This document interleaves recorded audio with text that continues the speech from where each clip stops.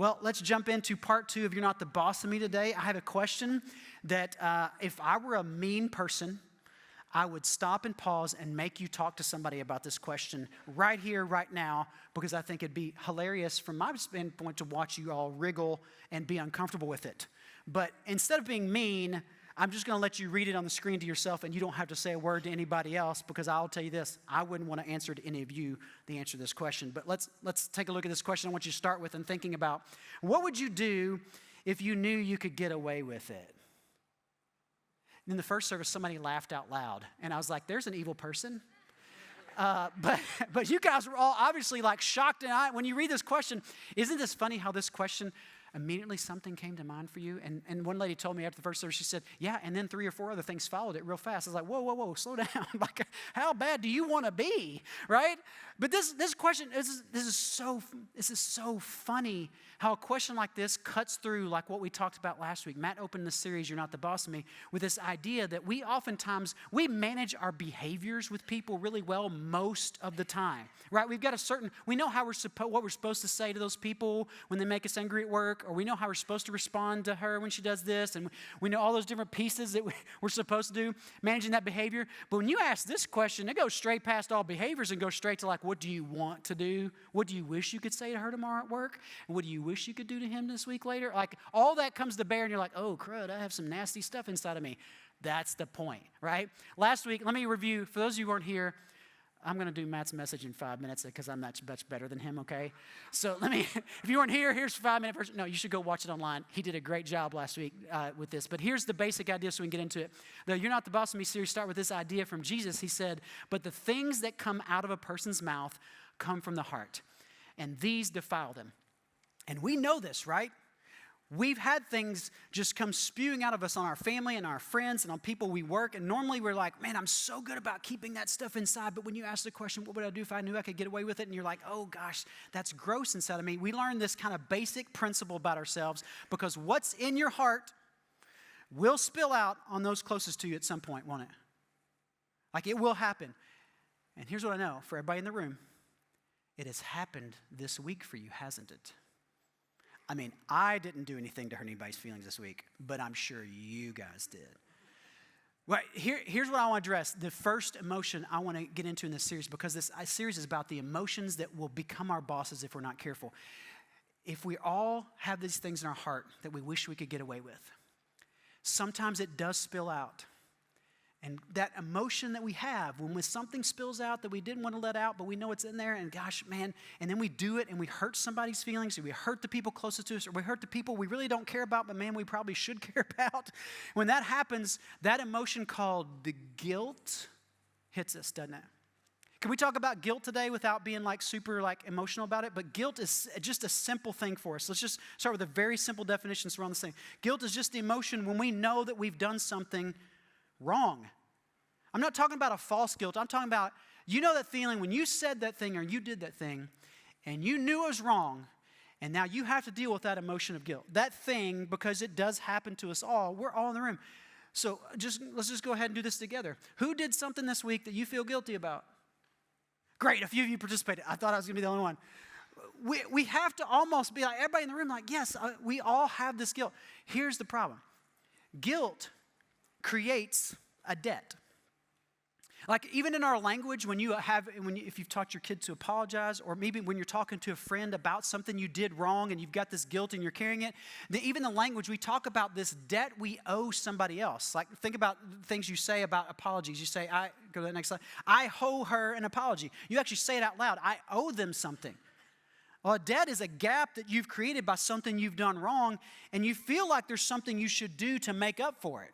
Or, I don't know how I'll make it up to them. I've said that before. Like, you see what you've done to people. And let's just be real for a second. You may have stolen something from them, not a physical item, but something you can't replace. Like, when you said that to her, you took her self-worth. And when you did that to him in that last relationship and you cheated on him, you stole his trust and his security in any future relationships he may have. We steal things from people all the time. And it's a real thing. Guilt is a real thing that, listen, it's a good thing. Guilt shows us we're wrong. if you're like me, right, that debt starts to feel like a weight on us, doesn't it? Because guilt is something we have to carry with us, and there's definitely there's a gap there. And I don't know about you, but I don't know how to give somebody self-worth back to them that I stole. And I don't know how to give back trust that I've stolen. I don't know how to give somebody that security that I took from them. I don't know how to do that. That's a big gap. And here I am carrying this around like this debt I owe them feels like a weight. Man, and if I don't like that feeling, and I don't ever, usually what I do is I hide my guilt with some other emotions. Now, I don't know what you do, but these 4 things often pop up, and I don't even want to consider my guilt because I'd rather be angry or resentful or prideful or judgmental. Because in that way, I can hide what I've done wrong around these other emotions. Well, I'm just angry at them because of what they did to me, and it's not really, I didn't do anything that wrong. And then pride comes in like, man, I'm actually in the right. What I said to them, I was actually right about. And then, and then it gets real bad. I start to resent them. And I'm the one that did something, but I'm resenting them for making me feel bad. And then I'm like, judgmental. Well, nobody's getting in. If I can't get it right, nobody's getting it right. I know you don't feel these things. I'm just talking about me for a second, right? We hide our guilt behind this, don't we? Oh, man, we can mess ourselves up. We miss so many great opportunities because we are trying to hide around this. And here's the kind of like the kicker for it. The reason we do this is because it's easier to condemn everyone else in our lives than it is to deal with our own condemnation, isn't it? It's easier to just bring everybody else because if I can't meet my own expectations, then nobody else is going to meet expectation. I'd rather condemn everybody else along with me rather than me having to deal with the fact that I feel like I've done something terribly, terribly wrong. So, how do you deal with it? I'll tell you 2 ways I deal with it. I either deny it outright or I become defined by it. Now, denial is easy. But if guilt is a debt and debt is like a weight, then we feel guilty and we're denying it. It's like we're dragging a weight behind us all the time. Anybody ever done a workout where they tie the weight to your waist and you're supposed to pull something really heavy? Me neither. That's dumb. Right? Pulling a weight, if you deny your guilt, though, you know what you're doing? You're saying, it didn't really happen, but it did. So all you're doing is trying to get away from it, but it is dragging you down. And you know what guilt does when you're trying to deny it? It keeps you from thinking good thoughts about yourself. It keeps you from saying you're sorry. I'm not saying I'm sorry. I didn't do anything wrong. You don't do the right thing in the next step. It just clouds everything about yourself. But if you're defined by it, you're not dragging a weight. You're just picking it up and holding it out in front of you. Look at this weight I'm carrying. I did all these wrong things. And everything I do is defined by it. And you're holding this weight out in front of you. And you miss opportunities for good things in your life because you remember and you think, I can't have anything good. I should punish myself more for what I've done wrong. And you have these thoughts about yourself that you would never allow anybody to say about family members in your life, but you think them about yourself. And you carry this weight guilt everywhere. It defines how you approach work. It defines how you approach your spouse. It defines how you approach your next relationship. And all that comes to mind. And guilt is a powerful thing to keep us from pursuing what is healthy in the future because it drags us down one way or the other. Wouldn't it be nice if there were a third option? And of course there is, right? You're like, he's got that. It's not a secret. This is what's so great. This is not a secret. What I'm going to talk about, you guys all know intellectually. But what if this morning we could learn to not let guilt be our boss by taking a third option? Let me tell you about an option that Paul, one of the early followers of Jesus, did himself and then taught himself. He taught it first to himself. He taught it to everybody else. He wrote about it. And it's interesting because if you guys know Paul's story, Paul was originally a guy named Saul. And Saul was not a Jesus follower at all. He was the exact opposite of a Jesus follower. He killed people who followed Jesus. He hunted them down. He found them. He had them stoned to death. This is what he did. This was his job, and he was good at it. And I want you to think about this. One day, Paul was walking down a road, and he was met by Jesus in a dream. He was blinded, and he realizes Jesus was who he said he was, and he did what he said he was going to do, that he died on a cross, and he came back to life. He predicted his own death and then pulled it off. And Paul's like, oh my goodness, Jesus is the real deal. He did this thing. He is the Son of God. He's the Messiah.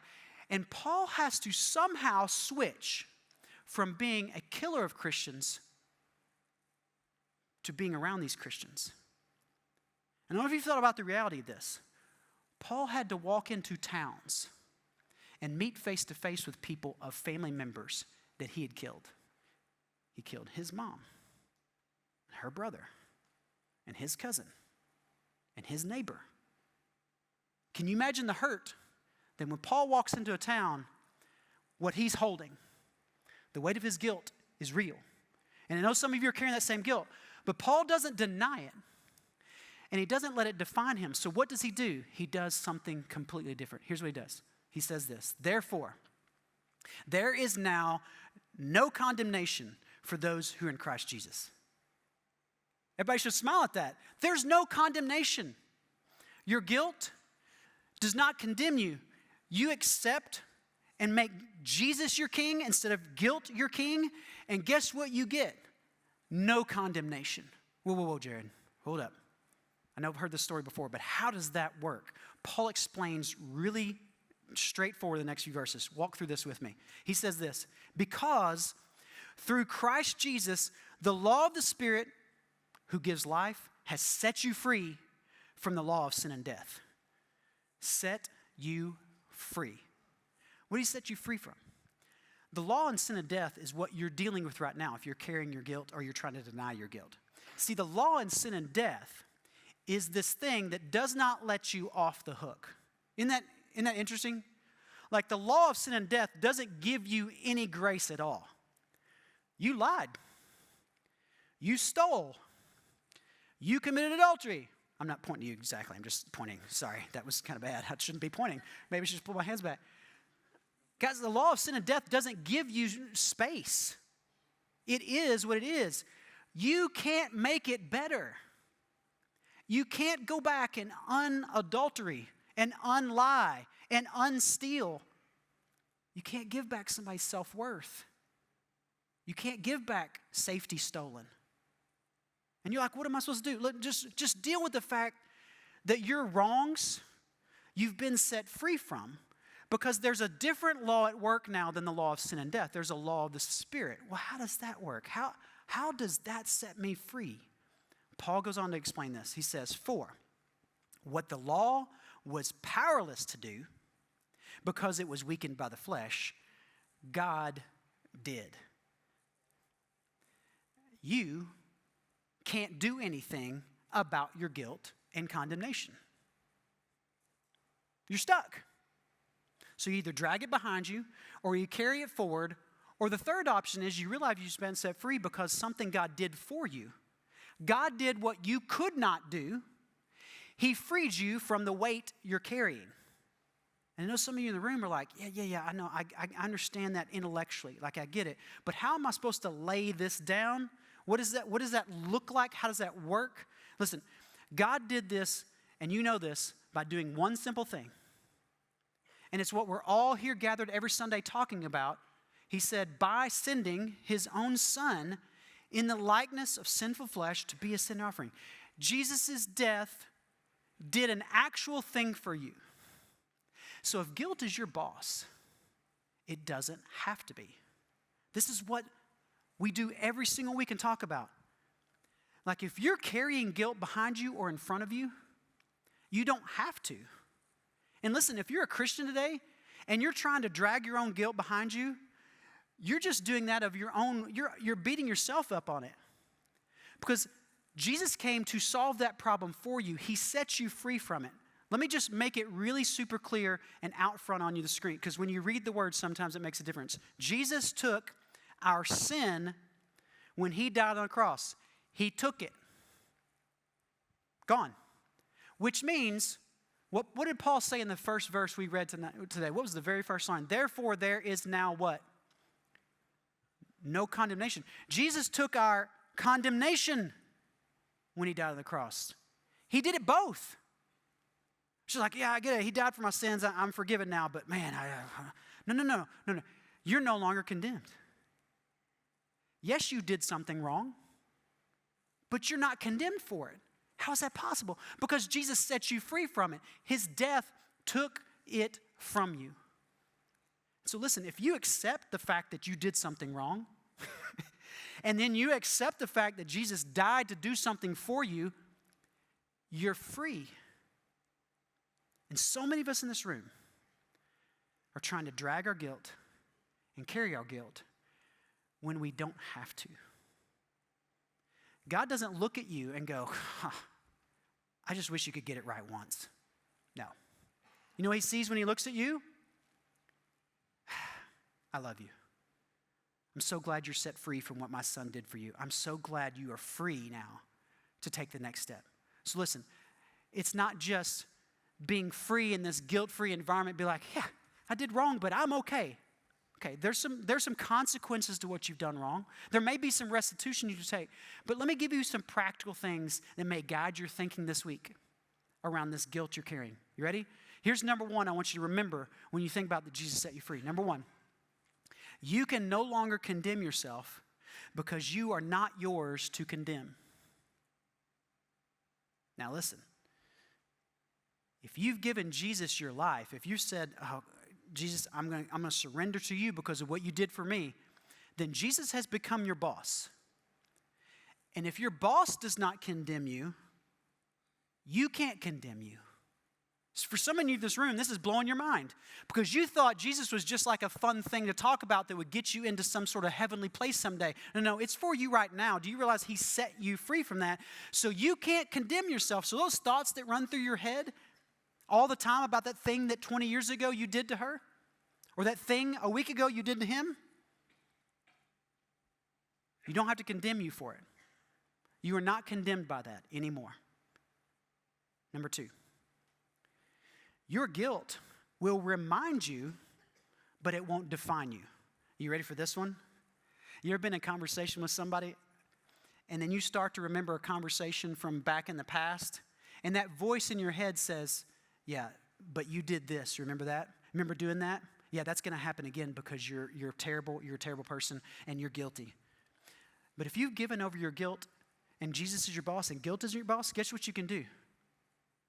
You can be reminded of his graciousness, not your guilt. This is a great week. Thanksgiving can mean something brand new to you this week. Do you realize that you can, when you feel that guilt coming back and you think it feels like it's going to be a weight on you again, you can say, no. I am so grateful that what Jesus did for me, it freed me from that guilt. I don't have to hold on to this anymore. It's not defining me. It's not something I'm deny. I really did it, but I am not defined by it. So when you're reminded of your guilt, don't let it drag you down that road. Instead, let it point you toward the gratefulness you have for Jesus. Truth number three, you can no longer condemn others. Yeah. It's going to be hard this week, isn't it? Because here's where I get, and here's where I know you get too. You start to feeling free of your own guilt, and all you can see is everybody else's. But that's called being a hypocrite. You don't get to condemn anybody else. Why? Because if they're in Jesus, and listen, even if they're not, you are. And Jesus didn't make you condemner of all people, even the people that hurt you. You don't get to condemn others. You get to show them the love that you got for all the wrong you did. Instead of punishment, you got life. What if you could bring that to the people that you feel like you want to condemn, but instead of bringing condemnation to them, instead of condemning them, you try to bring life to them. And you offer what has been offered to you. Changes Thanksgiving dinner just a bit. It may be hard, it may be difficult, but you don't have the space to stand anymore in condemnation. Here's the last one, and this is the biggest one. Listen, the first three I know you're calling like, yeah, I get it. This last one, it's a little sticky. But number 4 is the most powerful. Because when you can get this number 4th truth nailed down, guilt will not have power on you. You ready? You hurt other people, you did it. You really did it. You hurt them. Number 4, you are free to make restitution without expectations or excuses. Here's the big one. I know you can't give back their self-worth or their trust or the safety or whatever it is you stole from them. You can't do anything about that. But what if in your humility and your authenticity, you went and said, hey, I know I was wrong. I should not have said blank. And you stopped right there. You don't expect them to say, oh, you're forgiven. It's fine, honey. Come on over here. You don't expect anything. You don't expect them to embrace you. You don't expect them to say sorry for what they did to you after that. You don't expect anything in return. And you don't add on the end any excuses. Boy, I'm really sorry for saying this. But man, when you said this, I got really hot and I just couldn't handle it anymore. Nope, no excuse. I did what was wrong regardless of what you did. No expectation, no excuses. And you're looking at me like, I don't know if I can do that. I know. It's hard, right? But this is the thing. If you're truly free from your guilt and guilt isn't driving you, then what's driving you in this situation? Gratitude and love. I am grateful. I have been forgiven. God has forgiven me. There's no guilt on me. I did wrong. I'm going to admit it. I'm going to face up to the consequences of it. But I'm okay with that because I'm not going to let guilt be the boss of me. I'm going to say sorry where it's due, and I'm going to hope and pray that God does what I can't do. He brings healing, and He gives them back something that I can't give them back. It's amazing when you apologize with humility and authenticity, what God can do in somebody's heart to heal it over time. Trust can be returned eventually. Their self-worth can be healed. Their safety that they lost can come back. You know why? Not because you do anything, you're just saying you're sorry, but you're admitting it and then let God do His work in somebody else's heart. The power of this. Do not let guilt drive you, whether it's a weight behind or a weight you carry. There is too much at stake for you to do this. So I have one last question for you, and it's a zinger. You ready? Here we go. Are you tired of carrying the weight of your guilt? Some of you in this room today, listen, you can just lay that guilt down. You don't have to carry it. It doesn't have to define your life. It doesn't have to keep you from having good things in the future. You don't have to drag it forever because you're denying it. You can release it. And it's super, super simple. Admit it. Tell Jesus you're sorry. Accept His forgiveness. And then go say you're sorry to the person you hurt. That's it. Do not let guilt be the boss of you this season. Don't let guilt boss you around. It is not that good of a thing. It is a great flag for when you've done something wrong, but it should never stay up the whole time because you deal with things quickly. You say you're sorry quickly. You admit your wrongs quickly. And you move toward restitution the best you can because you are free from condemnation. There is now no condemnation in Christ Jesus. Can I pray for us this morning? Why don't you bow your heads? And while you've got your head bowed, let me just say this to those of you who are really holding on to a heavyweight guilt, and this is not something that you know how to get rid of. Can I just walk you through this again? You can just pray simply right now in your seat where you're at. You can deal with your guilt. It is not that difficult to say. But if your heart is weighed down, would you just release the guilt? Would you just say out in your head what you did wrong? Would you admit it? Would you then tell Jesus you're sorry for it and you want to accept His grace? And then would you make a commitment in your mind today to go talk to the person you've hurt? God, I pray this morning, God, I would love for Thanksgiving to be a true Thanksgiving for people in here who are carrying a lot of guilt, who are trying to deny their guilt and drag it around with them. God, would you just help them release it? Would you let them give it to you this morning so that your grace and your love for them can be what defines them, not what guilt says about them? God, I pray that for all of us this week, as we make mistakes at all these family gatherings and friend gatherings and work gatherings, God, everything that's going to put pressure on this week to deny our guilt or to let it define us, God, would you just help us to keep short accounts this week, to notice when we've done wrong, to say we're sorry in humility and not make excuses or set any expectations on it, but just to set things right the best we can. God, we do not want guilt to follow us everywhere we go. We want to be free of it so we can be people of love and grace and mercy. Change the people around us for the better. God, we trust you to do in our hearts and in the people's hearts around us to do what we can't do, to restore the best, restore relationships. And God, may forgiveness reign over all this week. In your son's name I pray it. Amen.